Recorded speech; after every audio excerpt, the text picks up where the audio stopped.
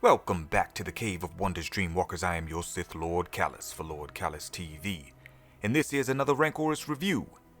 Now today we will recap and review the Bad Batch episode 4 entitled Cornered.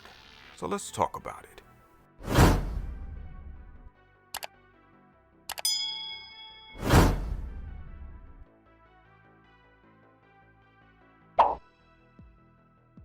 Cornered begins with the Batch having to land, refuel, and to scramble their ship's signature key to avoid being tracked by the Empire. They chose to set down at the most discreet planet nearest their current position, a moon named Pantora, which orbits the planet Ordo Plutonia in the Outer Rim. Now we've seen Plutonia before in the Clone Wars Season 4, the episode entitled Sphere of Influence. Some may recall watching Ahsoka help the planet's leaders free themselves from the Trade Federation blockade. Pantora is under the control of the Galactic Empire, and its citizens seem to be delighted by that fact. We see them cheering as they watch a holovid of Vice Admiral Rampart spewing propaganda about the end of the war, how the Empire intends to usher in a prosperous new age. Now the Batch disembark with Omega at Rose Station, where Tech and Wrecker meet the dock manager, Raspar 6. He's a Sullustan, and a shady one at that. Now I admit, I've only ever trusted Neen Numb. There's just something about those overlapping, flapping jowls that kind of freaks me out, but I digress. Tech and Wrecker pay off Raspar in hopes that he will keep their presence a secret. But of course, the slimy Sullustan double-crosses them and contacts none other than Fennec Shand. Now, I thought this was interesting because when we first meet Fennec in The Mandalorian Season 1, she is introduced as an assassin, a hitman for hire, that has worked with all of the crime lord syndicates in the underworld, including the Hutts. Yet in this episode, she is playing the role more akin to a bounty hunter, and her prize is Omega.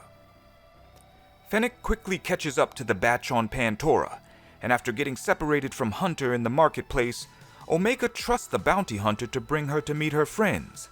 But the naive young clone soon realizes the danger she's in when the clone Hunter arrives and gets into a shootout with Shand in the middle of the market. From pistols to martial combat, Fennec Shand matches the skill of the genetically altered clone.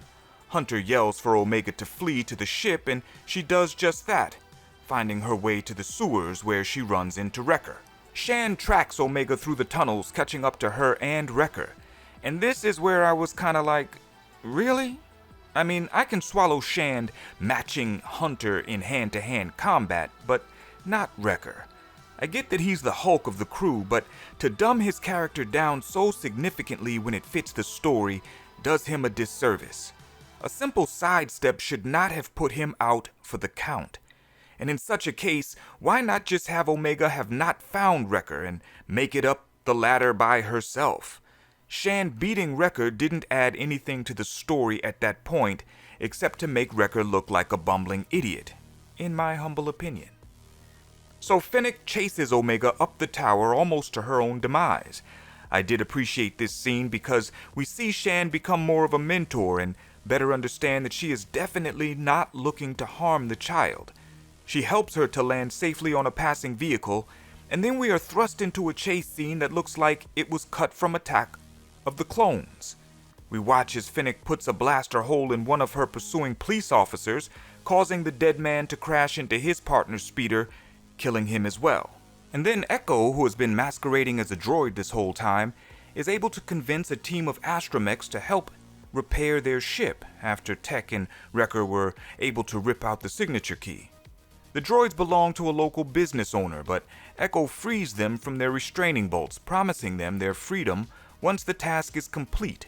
This was a cool little subplot in the story as they touch on the well-known fact that droids are the suppressed class in the Star Wars universe. And in the end, the Bad Batch escape no worse for wear, but the question becomes, who is Fennec Shand working for?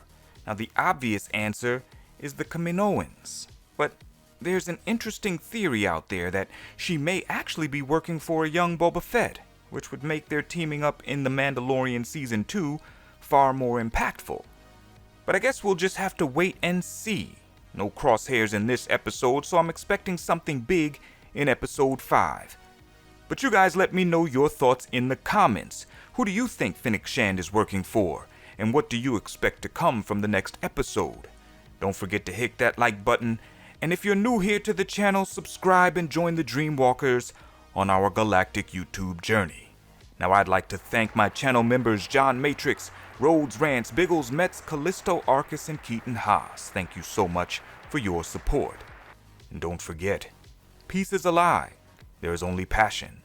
Through passion I gain strength, and through strength I gain power. Through power I gain victory, and through victory my chains are broken.